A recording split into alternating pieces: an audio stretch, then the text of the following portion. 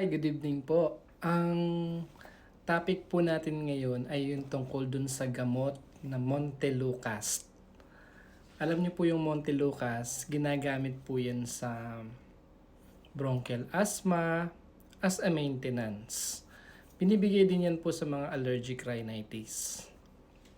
So, Doc, ano bang pagkakaiba ng Montelukast dun sa salbutamol? Yung kasing salbutamol, pang mabilisan po yun yung bronchodilation para lumuwag yung paghinga. Yun naman pong Montelukast actually, pang maintenance po siya sa asthma. Although pagkainom mo ng Montelukast within an hour or 1 day may effect na.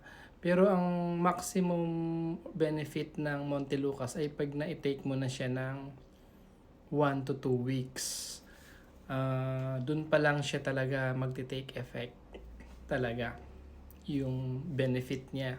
So pang maintenance siya ang Montelukast, kailangan i-take mo siya ng medyo matagal. Yun namang salbutamol pang mabilisan po kasi yung effect niya.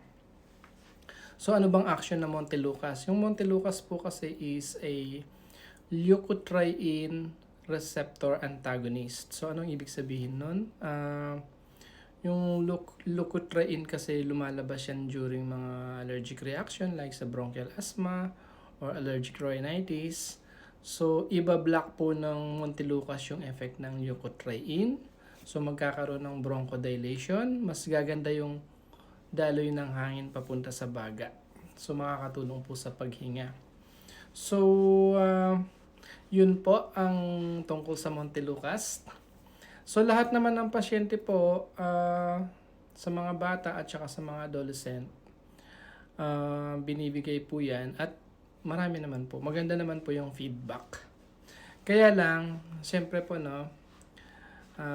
para sa kaalaman din yun, sa kakamarites ko kasi, meron tayong, kasi po yung nung 2020 sa US Food and Drug Administration sa Amerika, pinalagyan po ng warning yung Montelukast, yung black box na tinatawag. Hindi po ako nag-fearmonger, yung nananakot. So, yun po kasing side effect ng Montelukast. Pwedeng anxiety, aggression, depression, mood changes, neuropsychiatric side effects. Pwede magkaroon ng mga nightmares or night terrors yung mga bata. Sa mga adolescent naman, pwedeng depression or suicidal ideation. So, common pass kasi ngayon pa naman yung mga ganun, no?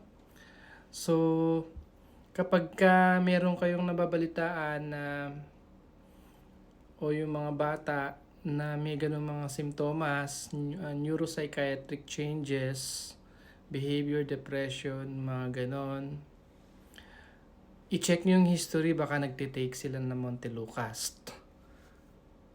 It might be, ha? So, kasi po kapag nagbibigay kami ng Montelukast sa mga bata, ini-explain naman po namin yung mga possible side effect. So, although bibihira po yun yung side effect, kaya yung sinabi ko na nakamarites ko, yung tungkol sa black box warning ng US FDA sa Montelukast, ha.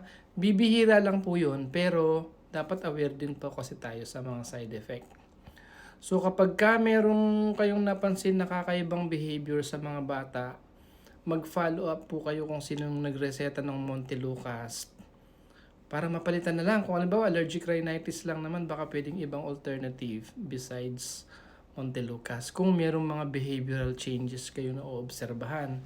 Kasi meron din akong nakamarites na kahit sa adult, merong adult nagkaroon ng ganong side effect, nagkaroon ng mental illness yung tatay ng isang pasyente.